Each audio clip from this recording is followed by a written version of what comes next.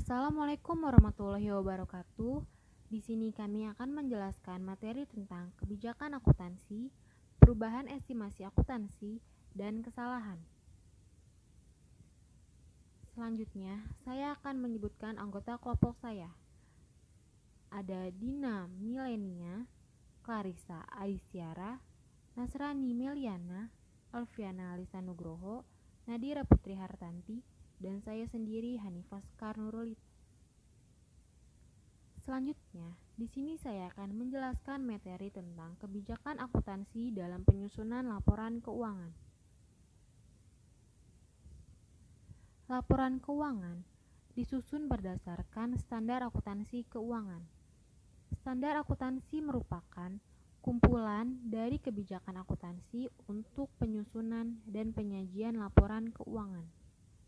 Kebijakan akuntansi merupakan prinsip dasar, konversi, peraturan, dan praktik tertentu yang diterapkan entitas dalam penyusunan laporan keuangan. Entitas dalam menyusun laporan keuangan akan memilih kebijakan akuntansi yang diatur dalam standar akuntansi keuangan. Kebijakan akuntansi ini akan diterapkan secara konsisten sehingga laporan keuangan dapat mudah untuk dianalisis dan dibandingkan dari satu periode ke periode berikutnya. Entitas dalam melakukan kesalahan akuntansi yang baru diketahui pada periode berikutnya. Entitas kesalahan tersebut diketahui, maka entitas harus melakukan koreksi atas kesalahan yang terjadi. Selanjutnya, di sini saya akan menjelaskan materi tentang kebijakan akuntansi. Apa sih kebijakan akuntansi itu?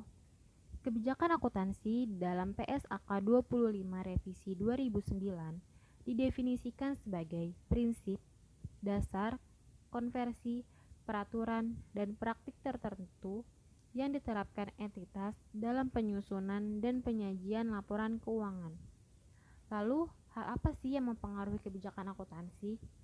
Yaitu pengakuan, pengukuran, dan penyajian atas elemen seperti aset, liabilitas, ekuitas, pendapatan, dan beban pada laporan keuangan. Entitas biasanya menyatakan dalam catatan atas laporan keuangan dengan kalimat laporan keuangan disusun sesuai dengan standar akuntansi keuangan di Indonesia.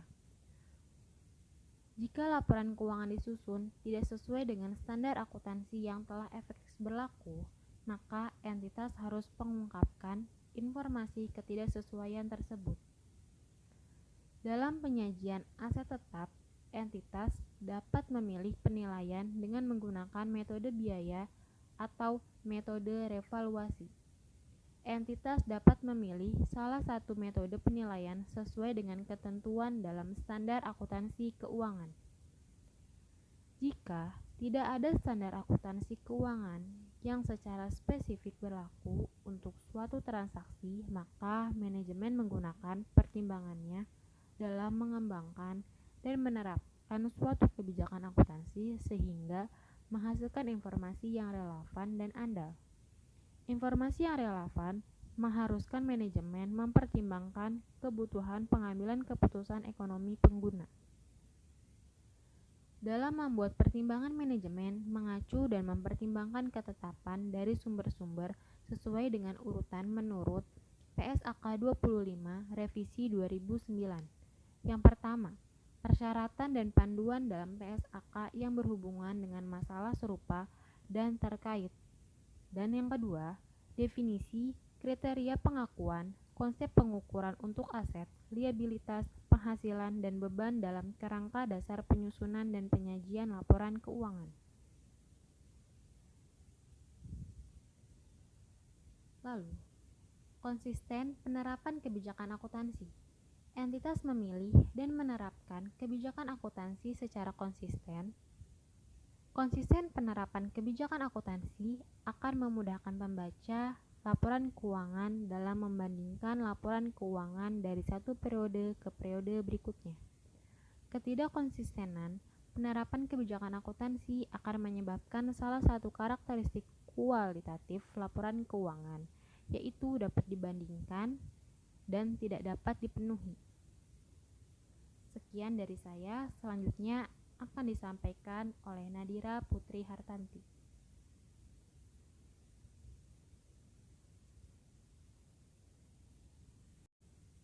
Jika laporan keuangan disusun tidak sesuai dengan standar akuntansi yang telah efektif berlaku, maka entitas harus mengungkapkan informasi ketidaksesuaian tersebut.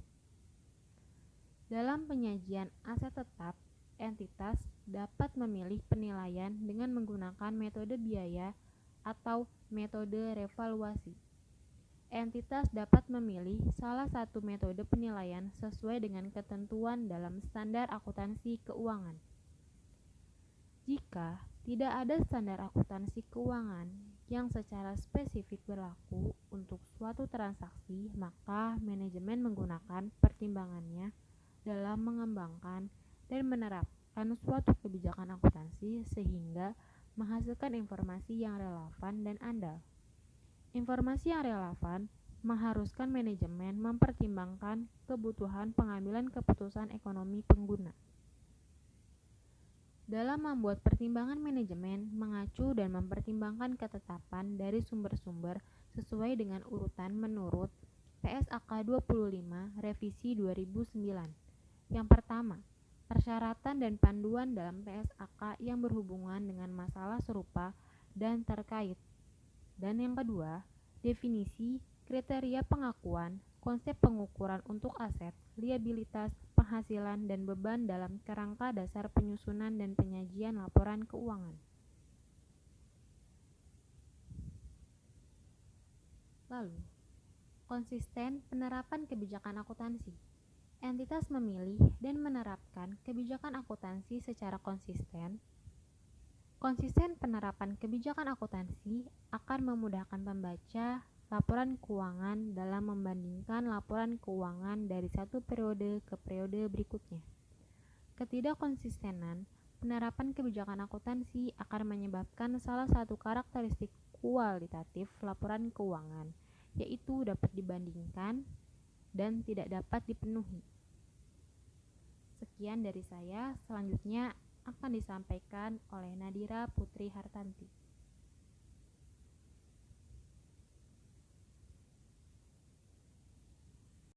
Perubahan kebijakan akuntansi.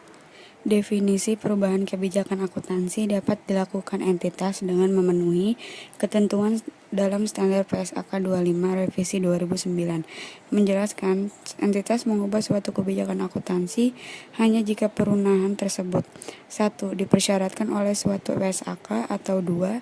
Menghasilkan laporan keuangan yang memberikan informasi yang andal dan lebih relevan tentang dampak transaksi, peristiwa atau kondisi lainnya terhadap posisi keuangan, kinerja keuangan, atau arus kas entitas.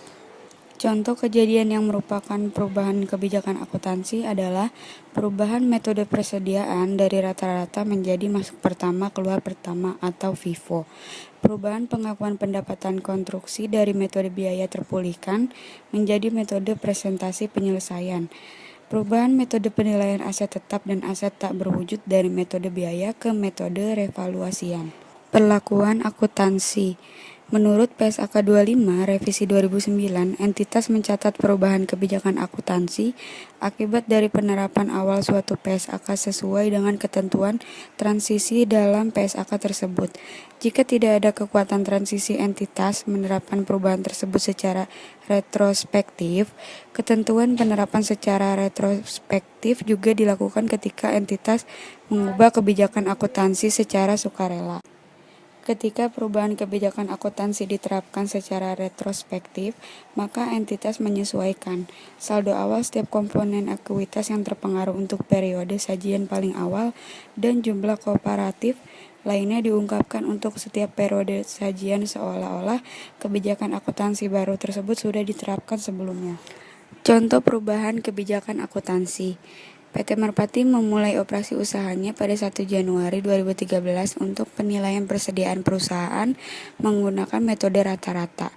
Pada 1 Januari 2015, perusahaan mengubah metode persediaan dengan menggunakan metode masuk pertama keluar pertama. Untuk melengkapi informasi penyajian secara kooperatif 2014 dan 2015, beberapa data berikut diperoleh. Penjualan tahun 2014 600 juta rupiah, 2015 640 juta rupiah, beban operasi tahun 2014 200 juta rupiah, dan tahun 2015 240 juta rupiah. Persediaan dari beban pokok penjualan dengan menggunakan metode average dan FIFO terlihat pada tabel 21.1 perhitungan perubahan kebijakan akuntansi. Jawabannya yaitu pajak yang dikenakan sebesar 25%, otoritas pajak memperbolehkan perubahan ini.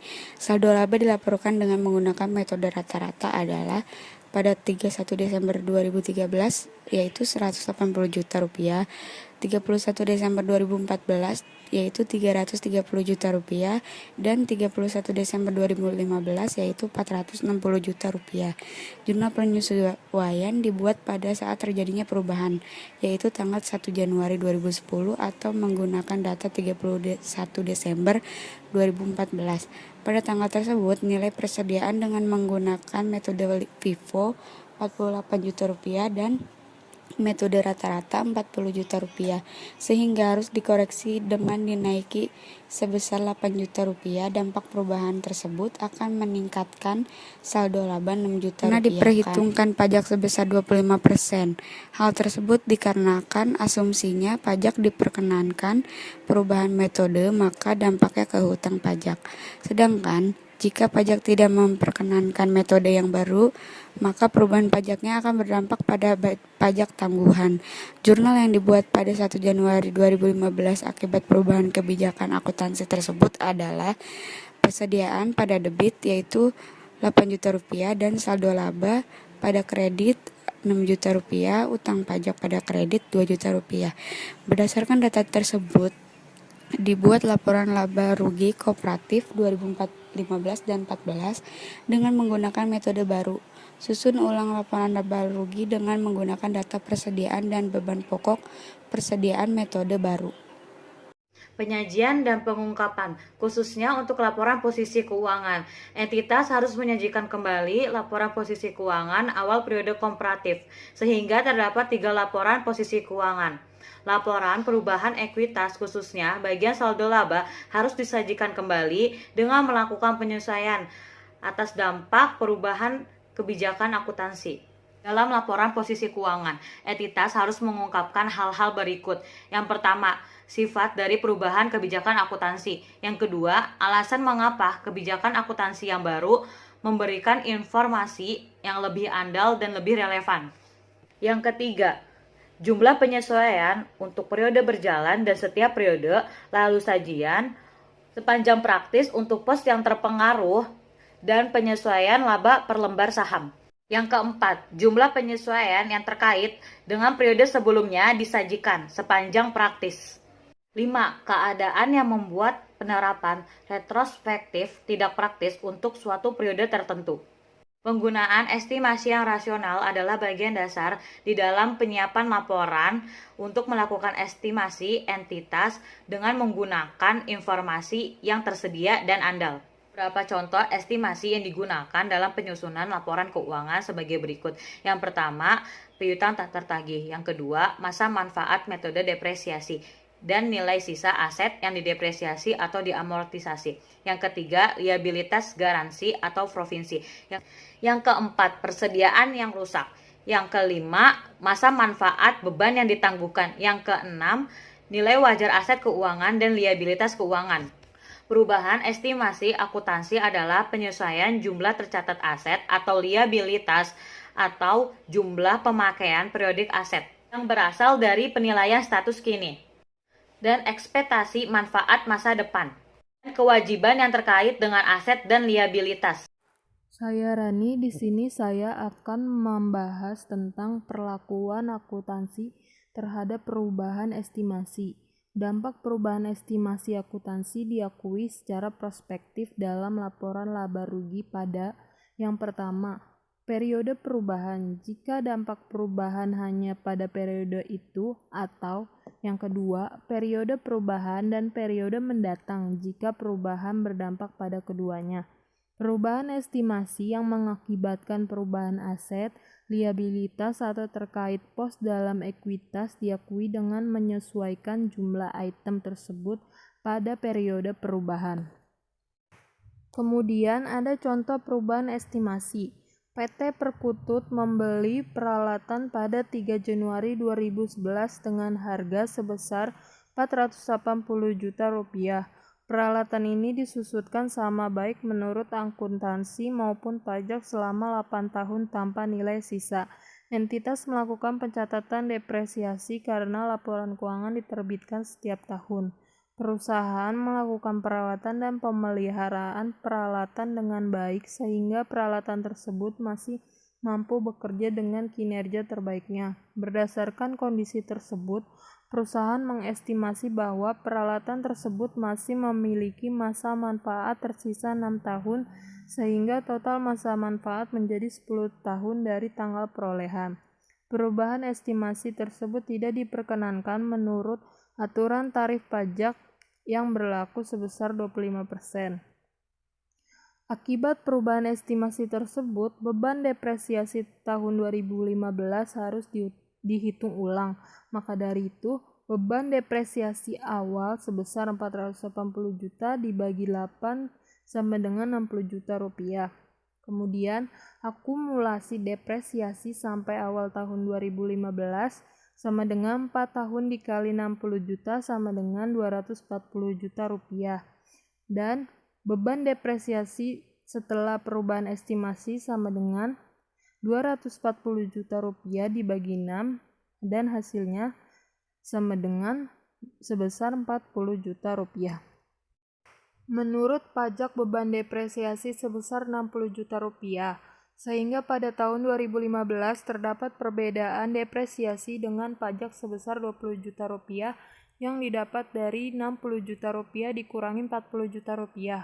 Berakibat laba menurut akuntansi lebih tinggi sebesar 20 juta rupiah, sehingga menimbulkan perbedaan temporer kena pajak sebesar 25% dikali 20 juta rupiah, yaitu sama dengan 5 juta rupiah. Jurnal yang akan dibuat yaitu beban depresiasi pada akumulasi depresiasi sebesar 40 juta rupiah.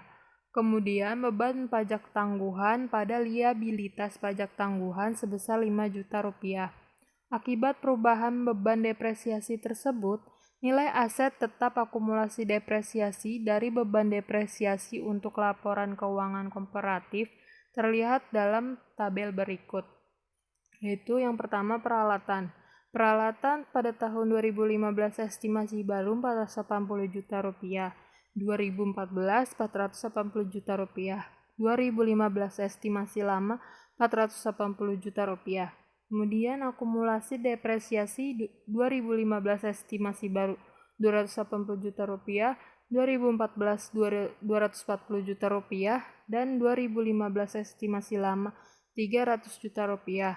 Kemudian peralatan net 2015 estimasi baru 200 juta rupiah, 2014 240 juta rupiah, 2015 estimasi lama 180 juta rupiah, dan beban depresiasi 2015 estimasi lama 40 juta rupiah, 2014 60 juta rupiah, 2015 estimasi lama 60 juta rupiah. Selanjutnya ada penyajian dan pengungkapan. Perubahan estimasi menyebabkan perubahan nilai yang diakui dalam beban dan pendapatan. Pos yang mengalami perubahan akan disajikan berdasarkan dasar perhitungan estimasi yang baru ketika disajikan laporan keuangan komparatif. Pos yang berubah juga tidak perlu diterapkan untuk periode komparatifnya. Kemudian, perubahan estimasi menyebabkan perubahan nilai sehingga akan mempengaruhi daya banding laporan keuangan. Untuk itu, pengungkapan dalam catatan laporan keuangan diperlukan, sehingga pemakai dapat mempertimbangkan perubahan tersebut dalam melakukan analisis laporan keuangan. Pembahasan selanjutnya adalah kesalahan. Definisi dari kesalahan tersebut, menurut PSAK 25 revisi 2009, kesalahan periode lalu adalah kelalaian mencantumkan dan kesalahan mencatat dalam laporan keuangan entitas untuk satu atau lebih periode lalu yang timbul dari kegagalan atau kesalahan untuk menggunakan informasi andal yang pertama, tersedia ketika penyelesaian laporan keuangan untuk periode tersebut dan kedua, secara rasional diharapkan dapat diperoleh dan dipergunakan dalam penyusunan dan penyajian laporan keuangan. Kesalahan dalam pencatatan akuntansi ada yang bersifat counterbalancing atau kesalahan yang akan terkoreksi dengan sendirinya. Perlakuan akuntansi. Entitas mengoreksi kesalahan material periode lalu secara retrospektif pada laporan keuangan lengkap yang diterbitkan setelah ditemukannya dengan yang pertama, menyajikan kembali jumlah komparatif periode lalu ketika di mana kesalahan tersebut terjadi, atau yang kedua, jika kesalahan terjadi sebelum periode lalu, sajian paling awal, maka entitas menyajikan kembali saldo awal, aset, liabilitas, dan ekuitas untuk periode lalu sajian yang paling awal. Jika penyajian secara retrospektif tidak praktis, maka entitas menyajikan aset, liabilitas, dan ekuitas untuk periode paling awal ketika penyajian kembali retrospektif adalah praktis. Contoh 21.3 koreksi kesalahan. Pada tahun 2015, staf Kutilang menemukan kesalahan pencatatan beban depresiasi bangunan. Tahun 2014, sebesar 60 juta, dalam perhitungan pajak terutang, perusahaan telah menemukan nilai beban depresiasi ini. Laba sebelum beban depresiasi adalah 300 juta, tingkat pajak adalah 25%. Saldo laba pada 31 Desember 2015 sebesar 900 juta, dan laba bersih tahun 2015 sebesar 300 juta. Dampak kesalahan tersebut dapat kita lihat pada tabel di bawah ini. Laporan laba rugi perusahaan tahun 2014 disajikan sebelum koreksi dan setelah koreksi kesalahan. Tabel 21.6 laporan posisi keuangan parsial di mana PT Kutilang laporan posisi keuangan parsial per 31 Desember 2015 ada yang dicatat tanpa kesalahan, ada yang dicatat dengan kesalahan. Jika tanpa kesalahan, laba sebelum depresiasi 300 juta, beban depresiasi 60 juta, laba sebelum pajak 240 juta, pajak kini 60 juta, pajak tangguhan tidak ada nominalnya, total beban pajak 60 juta, laba bersih 180 juta.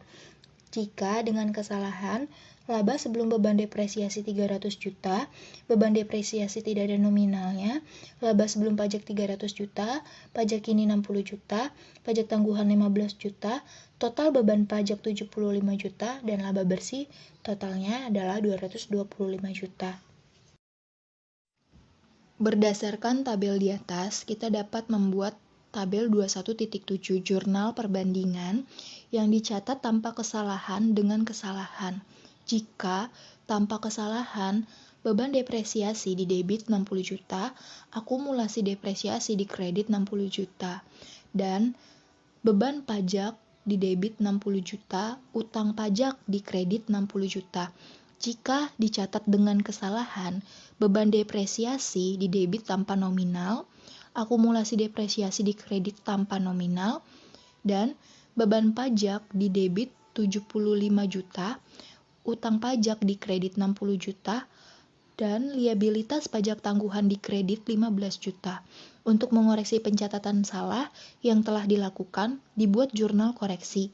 Jurnal tersebut mengoreksi pencatatan akumulasi depresiasi yang kurang sebesar 75 juta, dan liabilitas pajak tangguhan tidak boleh diakui dan sebagai saldonya akan diakui sebagai koreksi saldo laba. Adapun jurnal koreksinya ialah sebagai berikut. Liabilitas pajak tangguhan di debit 15 juta, saldo laba di debit 45 juta, dan akumulasi depresiasi di kredit 60 juta. Laporan perubahan ekuitas untuk bagian saldo laba akan dikoreksi sebesar 45 juta akibat koreksi kesalahan ini. Berikut laporan perubahan ekuitas, kita dapat melihat pada tabel PT Kutilang laporan perubahan ekuitas khusus untuk saldo laba untuk tahun yang berakhir per 31 Desember 2015 dapat kita lihat pada tabel tersebut. Dampak dari koreksi terkait dengan saldo laba periode sebelumnya akan dikoreksi dan disajikan dalam laporan perubahan ekuitas. Pada saat melakukan koreksi kesalahan, entitas harus mengungkapkan berikut ini. Pengungkapan hanya dilakukan pada saat terjadinya koreksi. Laporan keuangan periode berikutnya tidak perlu mengulang pengungkapan tersebut. Yang pertama, sifat kesalahan periode lalu. Yang kedua, jumlah koreksi untuk setiap periode saji untuk setiap item yang terpengaruh dan LPS dasar atau LPS dilusian. Yang ketiga, jumlah koreksi pada awal periode sajian paling awal. Yang keempat, jika penyajian kembali retrospektif tidak praktis, keadaan yang membuat keberadaan kondisi itu dan penjelasan bagaimana dan sejak kapan kesalahan telah dikoreksi. Kebijakan akuntansi dalam penyusunan ada 4. Yang pertama, kebijakan akuntansi. Yang kedua, perubahan kebijakan akuntansi. Yang ketiga, perubahan estimasi. Yang keempat, kesalahan. Kemudian yang terakhir ada analisis laporan keuangan. Kebijakan akuntansi merupakan hal penting yang diketahui oleh pemakai laporan keuangan sebelum melakukan membaca dan menganalisis laporan keuangan. Perbedaan pilihan kebijakan akuntansi dan penggunaan estimasi dapat mempengaruhi nilai-nilai yang disajikan dalam laporan keuangan. Dan pada saat terjadi perubahan kebijakan akuntansi maupun perubahan estimasi, pengguna harus memperhatikan alasan manajemen mengapa dilakukan perubahan. Standar menjelaskan bahwa perubahan kebijakan sukarela harus menjadikan informasi yang andal dan relevan. Dan koreksi kesalahan juga meningkatkan kualitas laporan keuangan karena kesalahan yang ada telah dikoreksi. Namun, pada sisi lain, koreksi kesalahan juga menunjukkan kelemahan internal perusahaan dalam penyusun laporan keuangan sehingga membiarkan kesalahan dapat terjadi. Sekian dari kelompok kami, mohon maaf apabila ada salah kata. Wassalamualaikum warahmatullahi wabarakatuh.